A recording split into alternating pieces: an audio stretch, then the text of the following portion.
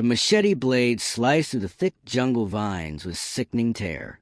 Park Ranger Carlos Mendez wiped the sweat from his forehead. The Puerto Rican heat suffocating even in the shade of the rainforest canopy. He'd been hacking through this overgrown trail for hours, cursing the bureaucrats who'd let it become so neglected. But when he pushed aside that final curtain of green, his blood ran cold. 2 empty camping chairs, perfectly positioned, facing the distant ocean, like someone had just stepped away for a moment. Between them sat a small waterproof container that would reveal the most heartbreaking secret Puerto Rico had ever witnessed. Imagine stumbling across something like this in the middle of nowhere. Your heart would stop just like Carlos's did. Because sometimes the most disturbing discoveries aren't about violence or crime. They're about love so desperate, so final, that it changes everything you believe about life itself. This is the story of Harold and Margaret Chen, and what they did will haunt you forever.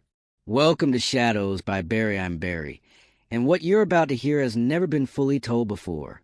This isn't just another missing persons case. This is about a secret so devastating that an entire family was destroyed by it.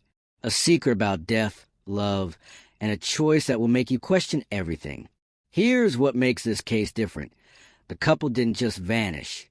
They planned their disappearance down to the last detail. But why? And what happened during those 9 months when an entire island was searching for them? Hit that subscribe button right now, because by the end of this video, you'll understand why some secrets are worth dying for. And trust me, the revelation at the 35-minute mark will leave you speechless. But first, let me tell you about Harold and Margaret Chen, because understanding who they were makes what they did even more shocking. Harold Chen was 67, a brilliant engineer who'd spent his entire career building bridges that would outlast him by centuries. His wife, Margaret, 64, had touched thousands of lives as a Spanish teacher in San Diego. After 40 years of marriage, they seemed to have it all figured out. Picture your own retirement dreams for a moment. Maybe it's a beach house, traveling the world, finally having time for each other. That's exactly what Harold and Margaret thought they were getting when they moved to Puerto Rico in January 2023. They bought a charming house in Caguas, nestled in the mountains just 40 minutes from San Juan. Margaret started a blog called Retirement in Paradise, documenting their new life with photos of tropical sunsets and hiking adventures. Harold seemed more relaxed than he'd been in years. But here's what nobody knew. Harold was living on borrowed time, and he was about to make a decision that would destroy everyone who loved him. Their neighbor, Maria Santos, later told investigators that the couple seemed magically happy those first few weeks. They'd wave from their garden every morning, Margaret practicing her Spanish with anyone who'd listen, Harold tinkering with home improvement projects. Everything was perfect. Too perfect, as it turned out. But by February, Maria noticed something different about Harold. The cheerful wave stopped. He'd check over his shoulder constantly, like someone was watching him. When she asked if everything was okay, he'd just mutter something about not having much time left. Margaret seemed oblivious to her husband's growing anxiety. She was busy planning their hiking adventures, researching the most challenging trails in El Yunque National Forest. She'd even bought expensive new camping chairs, telling Harold they needed proper equipment for watching sunrises from the mountains. Think about this. Your spouse starts acting paranoid, muttering about time running out, and you have no idea why. How would that feel? The confusion, the worry, the helpless feeling that something terrible was coming, but not knowing what. That's exactly what Margaret was experiencing, though she tried to hide it behind cheerful blog posts and hiking plans.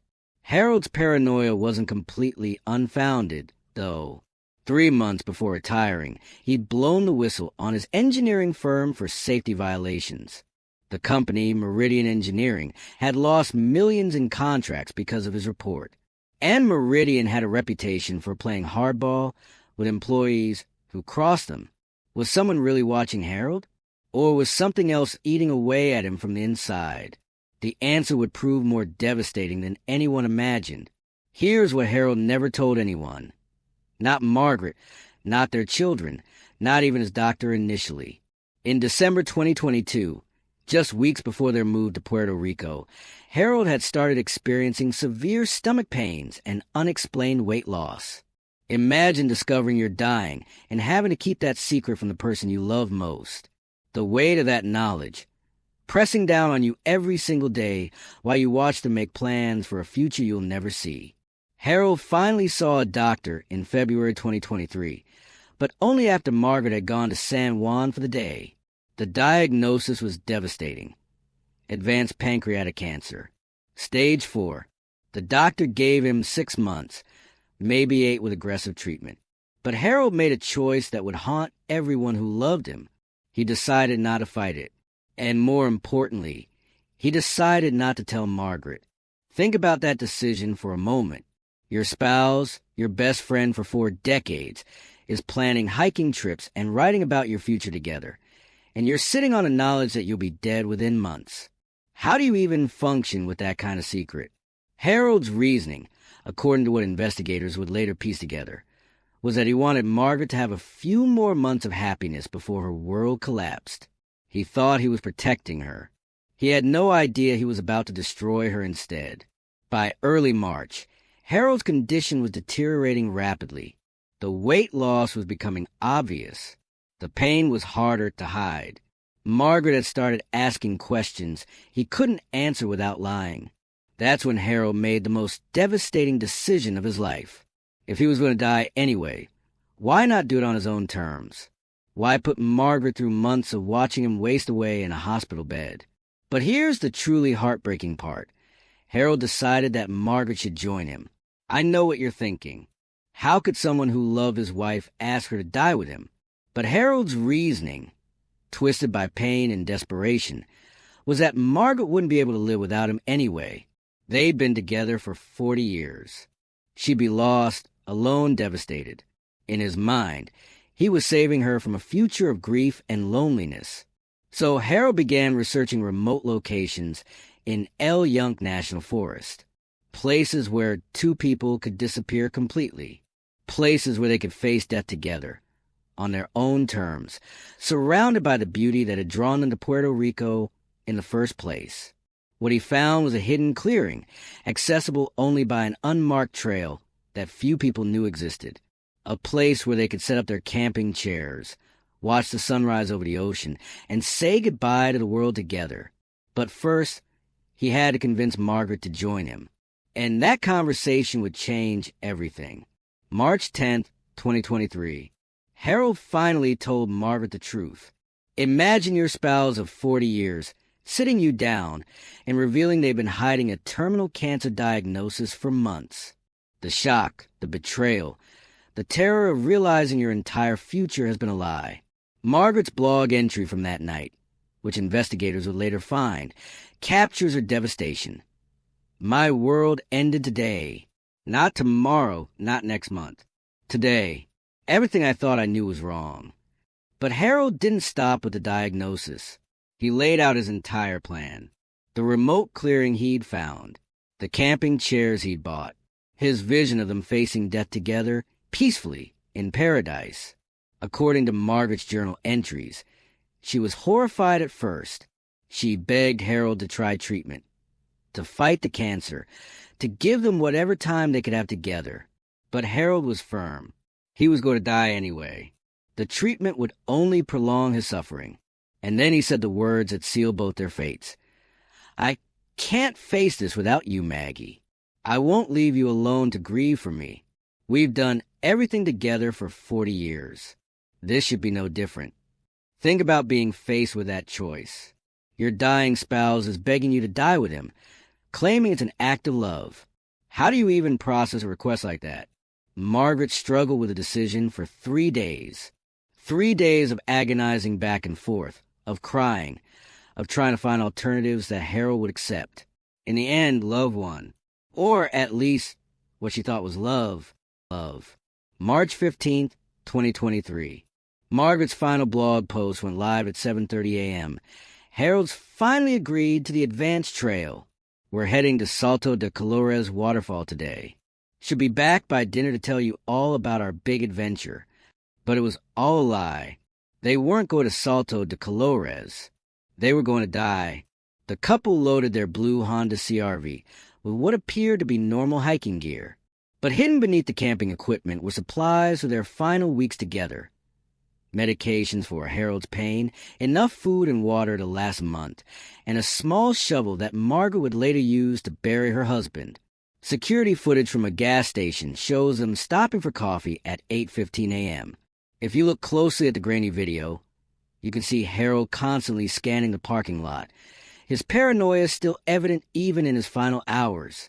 Margaret appears calm, almost serene, like she'd finally found peace with their decision. That footage would be the last confirmed sighting of Harold and Margaret Chen alive. But here's what makes their deception so elaborate. They didn't go straight to their destination. First, they drove to the Salto de Colores trailhead, just like Margaret had announced in her blog. They hiked the main trail for exactly 2 miles, establishing their scent for any search dogs that might look for them later. Then they doubled back, retrieved their car, and drove to a completely different location. Harold had planned every detail to ensure their real destination would never be found. Almost never. Anyway, Harold's plan was diabolical in its complexity. After establishing their presence on the Salto de Colores trail, he and Margaret drove to a remote access point near Sector 7 of El Yunque. This was deep in a rainforest, accessible only by an unmarked dirt road that most tourists would never find. But Harold wasn't done with his deception. He had Margaret place her distinctive red hiking hat on a tree branch about 3 miles from the main trail, in an area so dense that reaching it would require serious bushwhacking skills. Why? Because Harold knew that when search teams found the hat, they'd assume the couple had gotten lost trying to navigate through the thick vegetation. They'd focused their search efforts on that area, while the real destination remained hidden miles away. Think about the level of planning this required. Harold was dying in constant pain, but still thinking 3 steps ahead of potential rescue efforts. He was determined that their final resting place would remain undisturbed. And for 9 months, his plan worked perfectly. The couple reached their chosen clearing by mid-afternoon on March 15th. It was everything Harold had promised. Secluded, beautiful, with a distant view of the ocean through the trees. Margaret set up their camping chairs while Harold organized their supplies. That night, they watched their first sunset together from those chairs. Margaret later wrote in her journal that it was the most beautiful and terrible moment of my life. They had no idea that back in civilization, their disappearance was about to trigger one of Puerto Rico's largest search operations in recent history. By 8 p.m. on March 15th, neighbor Maria Santos was starting to worry. The Chens had told her they'd be back by dinner, and it wasn't like them to be late without calling. By 10 p.m., she contacted the police. Sergeant Jose Rivera took the initial report. El Yunque sees its share of lost tourists, but something about this case felt different from the start. The Chens weren't typical tourists. They'd been researching the area for months. They understood the dangers, and they'd told multiple people their exact plans. When search teams reached the Salto de Colores trailhead at dawn on March 16th, they found the couple's blue Honda CR-V sitting alone in the parking area. The doors were unlocked, keys still in the ignition. Imagine being the first officer to approach that abandoned car. Your heart would be pounding as you look through the windows, hoping not to find anything terrible inside. The relief when you realize there are no bodies, followed immediately by the dread of wondering where the occupants could be. Inside the car, everything seemed normal at first glance. Margaret's purse was there. Harold's wallet contained $300 in cash.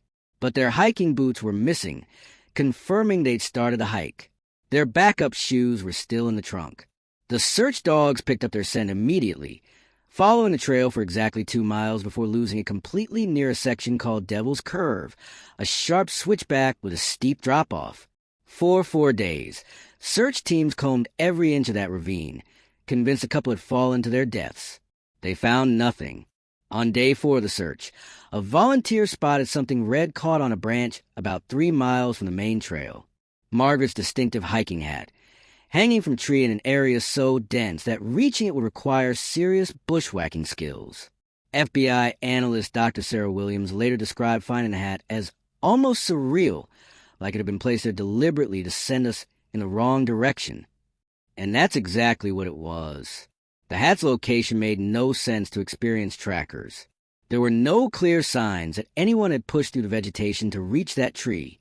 No broken branches, no disturbed ground cover. It was as if the hat had simply materialized there. Search teams expanded their radius. Following every possible route from the hat's location, they found nothing else. No more personal items, no footprints, no signs of struggle. For 3 weeks, hundreds of volunteers and professional searchers combed the rainforest. Helicopters with thermal imaging flew grid patterns over thousands of acres. Dogs followed scent trails that led nowhere. The Chen case was consuming resources that Puerto Rico's small police force couldn't spare indefinitely. After 3 weeks with no new leads, the active search was scaled back. Harold's plan had worked perfectly. While search teams exhausted themselves looking in all the wrong places, he and Margaret were settling into their final home, miles away from where anyone thought to look. But their story was far from over. In fact, the most heartbreaking chapter was just beginning. While the world searched frantically for Harold and Margaret Chen, the couple was living in a hidden clearing deep in Sector 7 of El Yunque National Forest. They'd brought enough supplies to last several weeks, but Harold knew his time was running out. Margaret's journal, which investigators would later find, provides a heartbreaking window into their final months together. Her early entries describe a surreal existence, camping in paradise while knowing they were both going to die there. Day 3. Harold seems stronger today. Maybe the clean air and lack of stress is helping. We watched the sunrise from our chairs and talked about our first date. He still makes me laugh, even now. Imagine living with that knowledge hanging over you. Every sunrise might be your last together. Every conversation could be your final one. How do you function with that kind of emotional weight? But for the first few weeks, their plan seemed almost peaceful. Harold's pain was manageable with the medications he'd brought. Margaret kept them organized, rationed their food, and maintained detailed journal entries documenting their days. They'd wake at dawn, sit in their chairs facing the ocean, and watch the sun rise over the Caribbean. Harold would tell stories about his engineering projects. Margaret would read aloud from books she'd brought. In some ways, it was a retirement they'd always dreamed of, except they both knew it was ending soon. The journal entries from late March and early April are almost idyllic. Margaret describes bird watching, identifying tropical plants, even attempting to photograph wildlife with a small camera she'd smuggled in with their supplies. But by late April, Harold's condition was deteriorating rapidly. Day 42. Harold couldn't finish his breakfast today. The pain is getting worse despite the medication. I don't know how much longer I can watch him suffer like this. Margaret's journal entries from late April paint a devastating picture of Harold's decline. The weight loss was accelerating. The pain was becoming unbearable. Worst of all, Harold was starting to regret his decision. He keeps apologizing, Margaret wrote, saying he never should have asked me to come with him. But it's too late now. We're both going to die here, and our children will never know why. Think about that moment when reality hits. When the romantic notion of dying together in paradise crashes against the harsh truth of actually watching someone you love waste away in agony. Margaret was living that nightmare every single day. By May, Harold was spending most of his time in a makeshift shelter Margaret had built using a tarp and fallen branches. He could barely keep food down. The medications were losing their effectiveness. But the most heartbreaking part of Margaret's journal entries from this period isn't Harold's physical suffering. It's his emotional torment. He was consumed with guilt about bringing Margaret to die with him. Day 67. Harold begged me again today to try and make it back to civilization. He says he was wrong to ask me to die with him, but I can't leave him now. What kind of wife abandons her husband when he needs her most? Margaret was trapped by her own love and loyalty. Even as Harold's decision was destroying both of them, she couldn't bring herself to abandon him. The irony is devastating. Harold had convinced Margaret to die with him to spare her the pain of losing him. But now she was experiencing that pain anyway, just in a more prolonged and agonizing way. June and July 2023 were the longest months of Margaret's life. Harold's condition had stabilized somewhat. The cancer wasn't progressing as rapidly as doctors had predicted, but he was trapped in a cycle of pain and despair. Day 89. I think Harold is going to outlive our food supply. We've been so careful with rationing, but we never planned for him to last this long. What happens when we run out? This was the question that haunted Margaret through the long summer months. They'd planned for Harold to die within weeks of their arrival.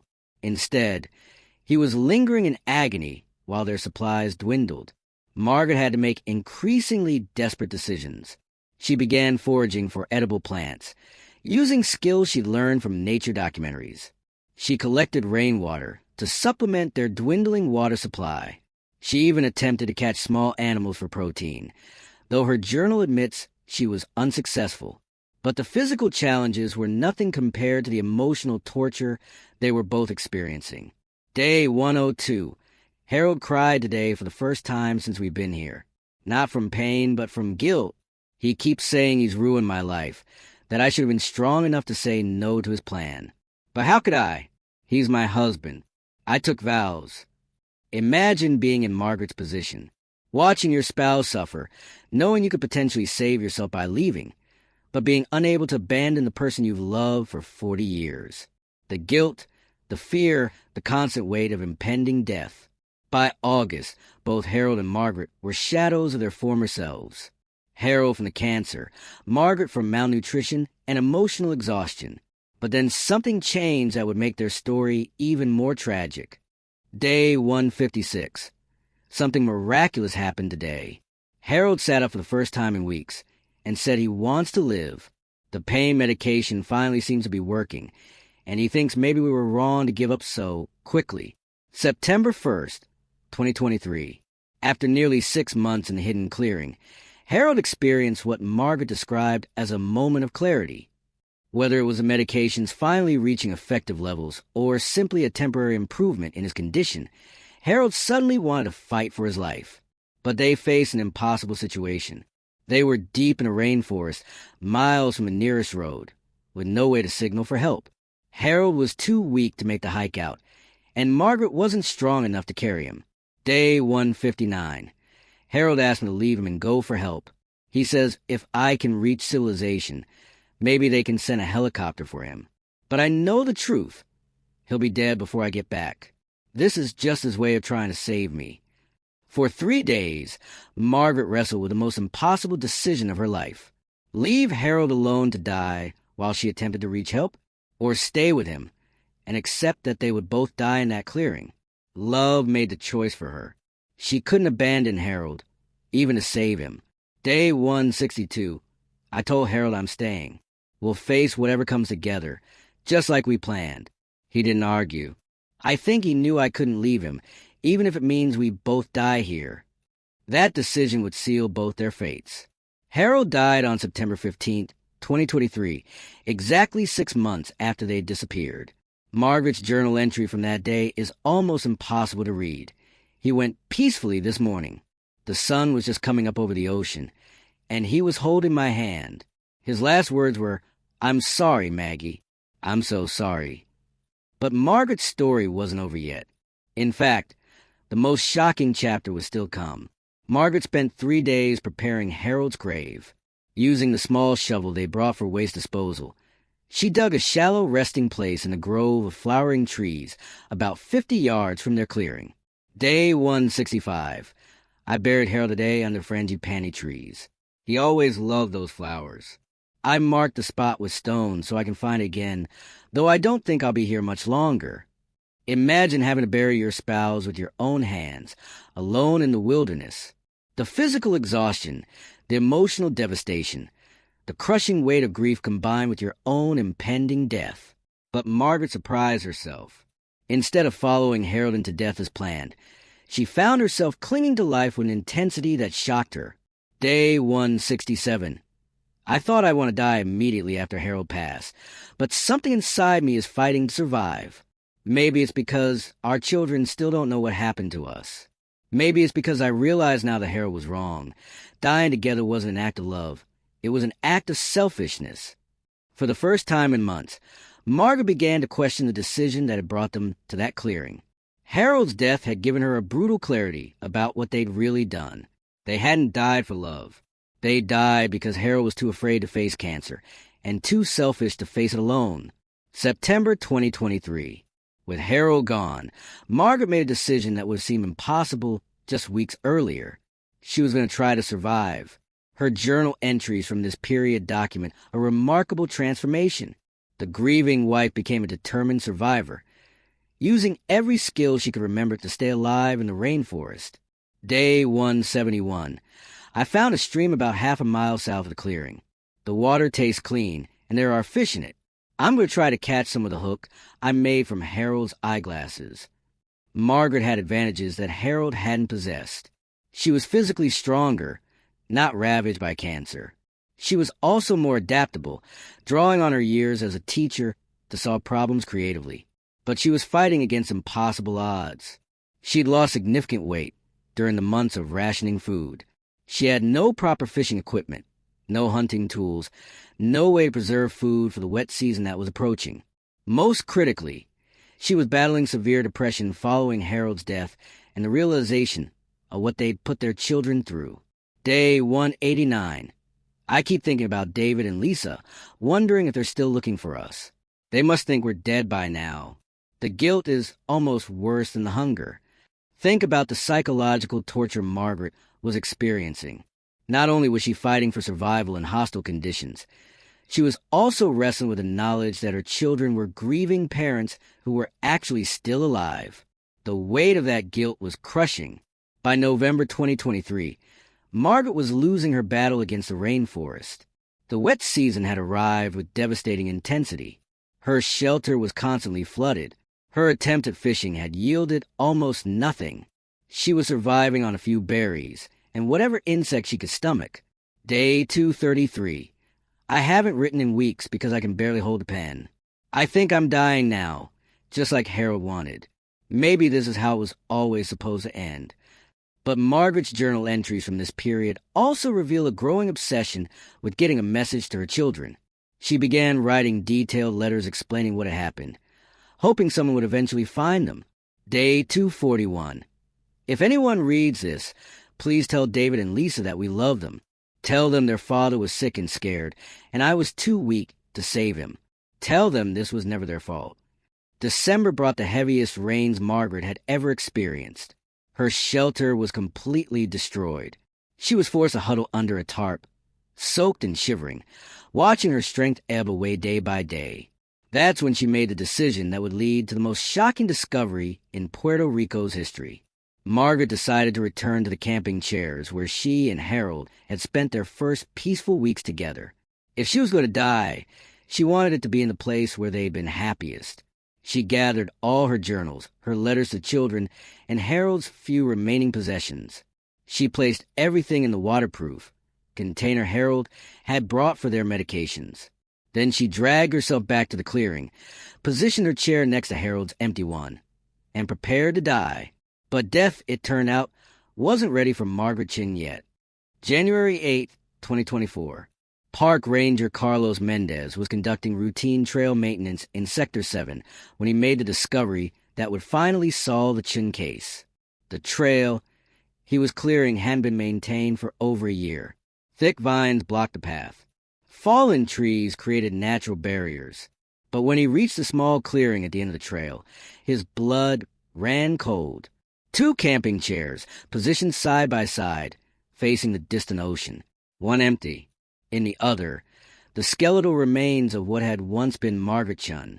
Between the chairs sat a waterproof container that would tell the most heartbreaking story Puerto Rico had ever witnessed. Carlos immediately called in, his voice shaking as he described the scene. When investigators arrived and opened that container, they found Margaret's journal, her letters to her children, and Harold's final confession. The truth about what had happened to Harold and Margaret Chen was finally revealed. Margaret's last journal entry, barely legible, was dated December 20th, 2023. I can see Harold's grave from here. The frangipani trees are blooming again. I think he would have liked that. I'm not afraid anymore. Our children will finally know the truth. The investigation that followed confirmed every detail of Margaret's account. Search teams found Harold's remains exactly where she'd indicated, in the grove of flowering trees. The cause of death was consistent with advanced pancreatic cancer. Margaret had died of exposure and malnutrition, but investigators determined she'd survived nearly 10 months in the rainforest, an almost impossible feat that spoke to her determination to live long enough to leave a record of what had happened. David and Lisa Chen finally had their answers. Their parents hadn't died in a hiking accident. They died by choice, Harold from cancer and fear, Margaret from loyalty and love. The family released a statement saying they were heartbroken but grateful to finally know the truth. They established a foundation in their parents' memory to help other families dealing with terminal illness and end-of-life decisions. Harold and Margaret Chen's story raises impossible questions about love, loyalty, and the right to choose your own ending. Harold thought he was saving Margaret from grief. Instead, he condemned her to the worst kind of suffering imaginable.